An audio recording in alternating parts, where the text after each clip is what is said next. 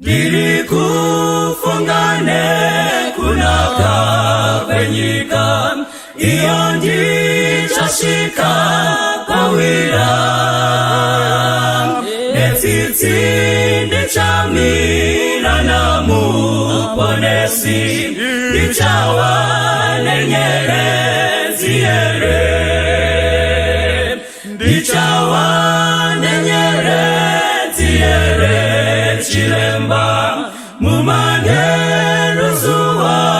rawira nomukanda pone satowe kumusha ndichawa nenyerezi ere musimba ratenzi noda kuna mata ndiwese muwani wemeya nyerezi yatupenya ingawe yangu pamusi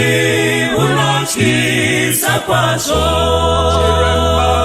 ndichawa nenyerezi ere chiremba mumane ruzuwa rawira nomukanda pone swatowe kumusha ndichawa nenyerezi ere ndichawa na ususu wa Jesu nomuparukuzo narini sichandi fatamu mushawe ndarama kutindi kawana nyerezi chiremba ndichawa nenyerezi ere chiremba mumane ruzuwa rawira nomukanda pone swatowe kumusha ndichawa nenyerezi ere ndichafara kuona usu wa Jesu nomuparukuzo narini sichandi fatamu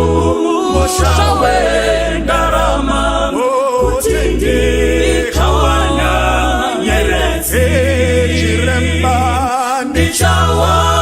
nenyerezi ere chiremba mumane ruzuwa rawira nomukanda pone swatowe kumusha ndichawa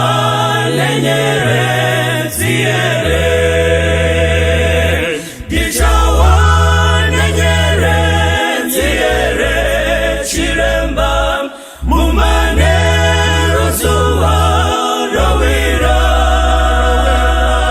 nomukanda pone swatowe kumusha ndichawa